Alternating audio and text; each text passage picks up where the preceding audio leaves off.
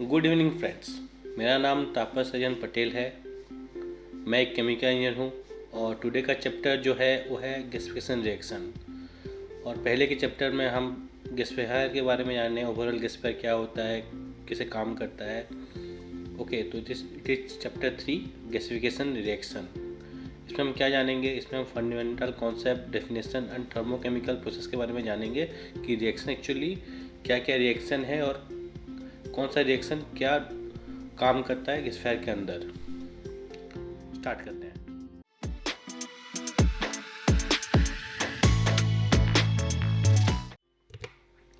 What is gasification? Coal gasification is a thermochemical process that converts solid or liquid carbonous fuel into combustible gas। मतलब कुछ भी इसमें आपका carbon रहेगा उसको विजिबल गैस में कन्वर्ट करने का जो प्रोसेस होता है वो एक थर्मोकेमिकल प्रोसेस है। उसमें टेम्परेचर, प्रेशर और एक केमिकल प्रोसेस है। इसको वो जो कार्बनियस मटेरियल को बेनिफिशियल करने के लिए जो प्रोसेस यूज करते हैं वो कोल गैसिफिकेशन प्रोसेस है। ओके, तो इसमें क्या क्या पैरामीटर्स को हम कंट्रोल में रखते हैं? Control reaction with limited oxygen, air और स्टीम। मतलब हम गैसिफिकेशन रिएक्शन में जो एजेंट बोलते हैं इससे mixture of steam and oxygen और air plus steam.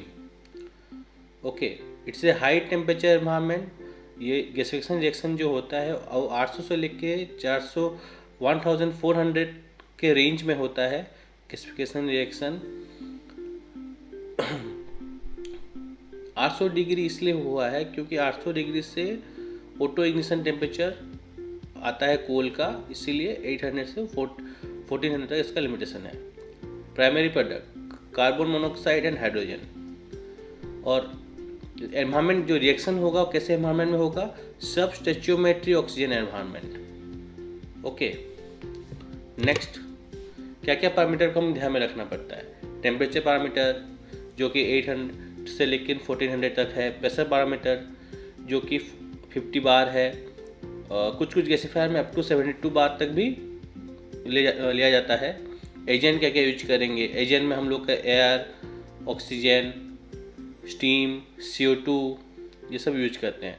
Residence time, अब रेसिस्टेंस टाइम बोलने से एक कोल पार्टिकल को गैस बनने में जितना टाइम लगता है उसको बोलते हैं हम रेसिस्टेंस टाइम। नेक्स्ट, अभी ये जानना है कि गैसिफिकेशन एंड कंबसन में डिफरेंस क्या है। जो कंबसन होता है वो एक्सेस एयर में होता है, उसका फाइनल प्रोडक्ट क्या होगा? CO2 plus H2O। कार्बन के साथ आप एक्सेस ऑक्सीजन लेके अगर जलाते हैं, फॉर एग्जाम्पल कोयला, तो उसमें निकलता क्या है जिसको हम CO2 बोलते हैं। अब हाइड्रोजन एज ए फ्यूल लेंगे, उसमें अगर ऑक्सीजन एक्सेस ऑक्सीजन लेके जलाएंगे तो हमको मिलेगा वाटर। ये इसका टेम्परेचर रेंज क्या होता है? 1200 से लेके 1800 तक। ये कहाँ यूज़ होता है कंबसन? हीट और पावर जनरेशन में यूज़ होता है। बॉयलर वगैरह में हम लोग कंबसन करते हैं। अब गैसिफिकेशन क्या है? अगर आप ऑक्सीजन को लिमिटेड करते हैं, अराउंड 30% ऑफ द कंबसन जो यूज होता है कंबसन में 30% अराउंड अगर आप ऑक्सीजन देते हैं और स्टीम के साथ रिएक्ट और स्टीम डाल के अगर कोल के साथ रिएक्ट कराते हैं या कोई भी कार्बोनियस फ्यूल के साथ रिएक्ट कराते हैं तो हमको क्या मिलेगा? CO एंड H2 मिलेगा। एंड ये इसका टेम्परेचर का जो रेंज है वो क्या है? वो 800 से लेके 1400 तक है। और इसका एप्लीकेशन कहाँ है? केमिकल फीडस्टॉक में। अब मेजर जोन को 4 जोन में डिवाइड किए हैं। फर्स्ट इज ड्राइंग जोन जो 100 से लेकर 200 डिग्री सेल्सियस में होता है। सेकेंड है पायोलिसिस जोन जो कि 200 से लेकर 600 डिग्री में होता है। नेक्स्ट है ऑक्सीडेशन जोन जो कि 800 से लेकर 1400 डिग्री में होता है। उसके बाद है रिडक्शन जोन जो कि 700 से लेकर 1000 डिग्री में होता है। ये सब सारा प्रोसेस एक ही रिएक्टर के अंदर ही होता है। ये उसका ग्राफिकल रिप्रेजेंटेशन है कि अगर आप टॉप से आपके कोल पार्टिकल लेते हैं, इनिशियली क्या होगा? वो ड्राइंग जोन में आएगा, देन पायोलिसिस जोन में आएगा, देन ऑक्सीडेशन जोन में आएगा, देन रिडक्शन जोन में आएगा। हम इसका इनपुट क्या देते हैं? Oxygen, air and steam and fuel as a biomass, coal कुछ भी दे सकते हैं। आउटपुट क्या निकलेगा? आउटपुट निकलेगा हम लोग का सिनगैस एंड आस एंड चार। तो अभी जो ऑक्सीडेशन जोन हो गया, पायोलिसिस जोन हो गया कि ड्राइंग जोन हो गया, इसके डिटेल में अभी हम जाएंगे। First zone is drawing reaction, ये फिजिकल मॉइस्चर रिमूवल है, इसमें कोई केमिकल रिएक्शन नहीं होता है। इसमें आपका क्या होगा, ये जो गैसीफायर के अंदर जो हीट होगा, इससे कोल के अंदर जो मॉइस्चर रहेगा वो उससे मॉइस्चर निकल जाएगा। तो बनेगा क्या, फॉर एग्जांपल वेट फ्यूल है, वो ड्राई फ्यूल में कन्वर्ट होगा, प्लस सारा वेपर निकल जाएगा। इसमें कोई केमिकल रिएक्शन नहीं होता है। नेक्स्ट जोन आता है पायरोलिसिस, और पायरोलिसिस आता है, ठीक है। इसको हम डीवोलेटाइजेशन प्रोसेस भी बोल सकते हैं। ये कितने टेम्परेचर रेंज क्या है, 200 से लेकर 600 डिग्री में।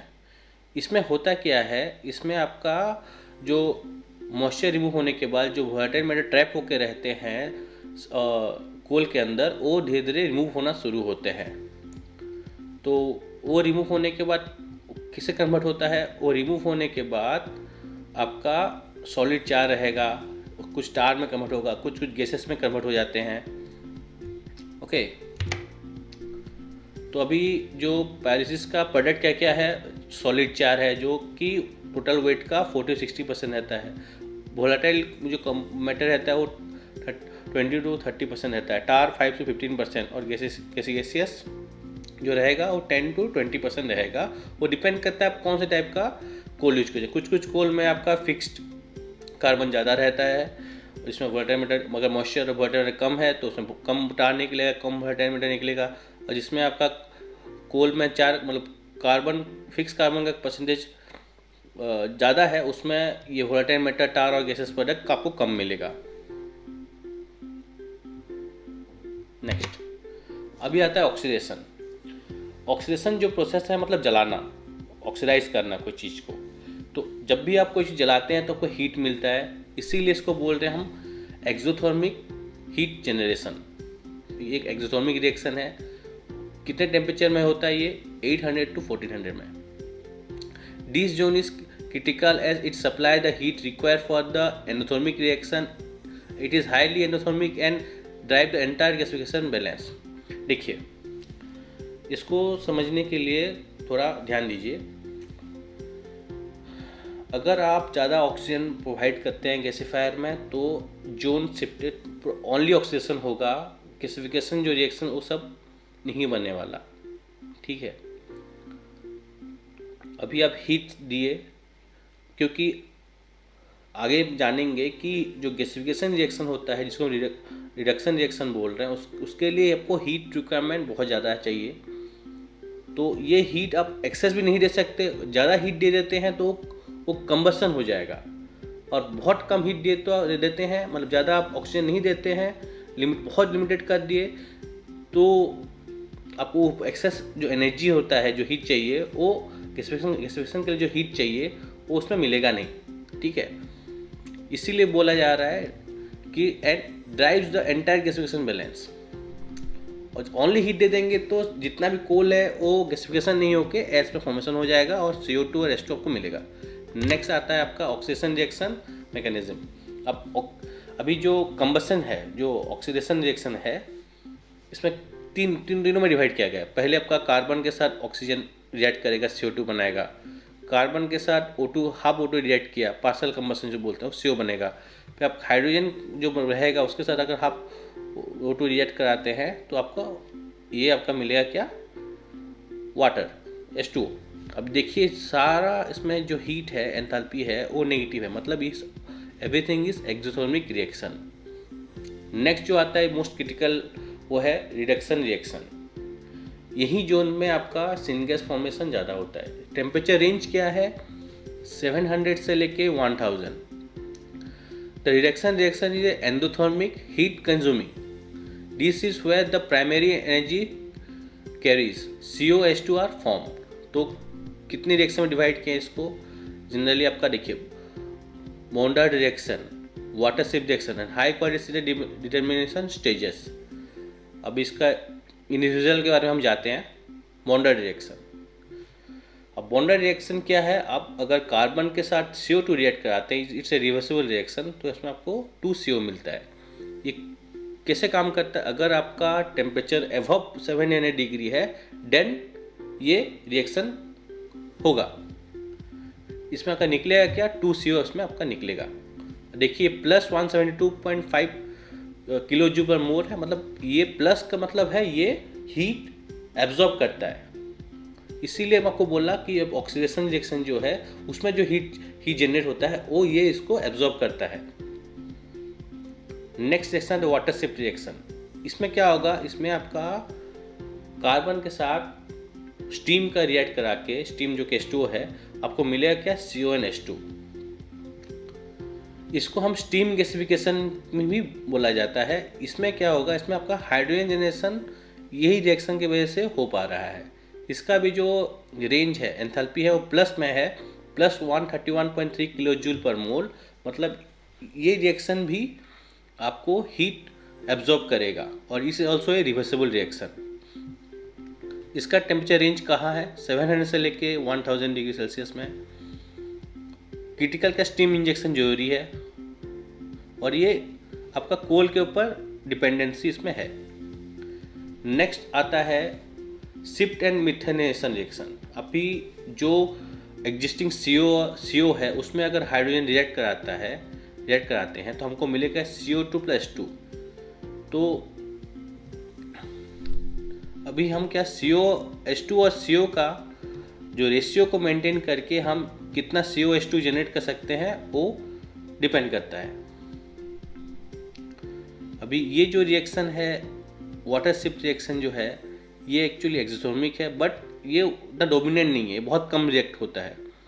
और हाई प्रेशर गैसिफायर में आपका high pressure gasifier, low temperature and high pressure gasifier में आपका मीथेन जनरेशन ज़्यादा होता है, जिसको हम मिथेनेशन बोलते हैं।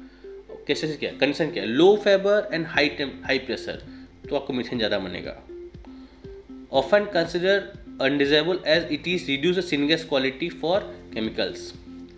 तो हम एक्चुअली क्या है, ये हीट एब्जॉर्बिंग करता है, मतलब ये अगर आप मीथेन जलाएंगे तो आपका हीट एब्जॉर्ब हो जाता है, तो इसीलिए ये अनडिजायरेबल है। एप्लीकेशन का क्रूजल फॉर सिंथेटिकल अभी क्या नेचुरल गैस में मीथेन ज़्यादा होता है, तो आपको अगर आप नेचुरल गैस टाइप का प्रॉपर्टी का सिनगेस बना रहे हैं तो सिंथेटिक नेचुरल गैस आप बना सकते हैं अगर लो टेम्परेचर और हाई प्रेशर गैसिफिकेशन कर रहे हैं। तो अब ओवरऑल जितना भी रिएक्शन है उसको बैलेंस करेंगे तो टिपिकली क्या बनता है, C प्लस स्टीम मतलब H2O plus oxygen gives us what, CO plus H2 plus CO2 plus heat. तो ओवरऑल गैसिफिकेशन रिएक्शन बैलेंस करेंगे तो ये एज ए एक्सोथर्मिक रिएक्शन है, बट ओनली गैसिफिकेशन रिएक्शन बोलेंगे तो वो एंडोथर्मिक होता है। अभी प्राइमरी जानना हमको ये है एजेंट का यूज़ क्या। अगर हम स्टीम तो रहेगा ठीक है, अगर हम ऑक्सीजन ज़्यादा डालते हैं हाई टेम्परेचर तो आपका टेम्परेचर बढ़ेगा, COH2 कंटेंट आपका सिनगेस में इंक्रीज करेगा। ऑक्सीजन के अगर एयर डालते हैं तो उसमें नाइट्रोजन रहता है, नाइट्रोजन डाइल्यूशन में कैलोरीफिक वैल्यू फाइनल प्रोडक्ट का कम होगा। स्टीम अगर बढ़ाते हैं तो आपका H2 और CO का रेशियो चेंज होगा, मतलब का हाइड्रोजन ज़्यादा बढ़ेगा, CO का कम होगा। अब CO2 अभी जो टेम्परेचर अगर CO2 में रिवर्स करके उसमें डालते हैं तो बॉन्डर रिएक्शन ज़्यादा होगा, उससे आपका CO कंटेंट इंक्रीज होगा। अभी देखिए थर्मल मैनेजमेंट स्ट्रेटेजी अभी क्या है, देखिए इसमें आप एक ग्राफ जो देख रहे हैं ये 800 से आपको बोला है ऑटो इग्निशन टेम्परेचर स्टार्ट हो जाता है गैसिफिकेशन का, और 1400 डिग्री लिमिटेड क्यों है, मैक्सिमम लिमिट क्यों है, यहाँ पर आपका जो रिफैक्टरी होता है या एस मेल्टिंग मतलब कि एस फ्यूजन होना शुरू हो जाता है। अब एस फ्यूजन के बारे में और एक चैप्टर बताऊंगा।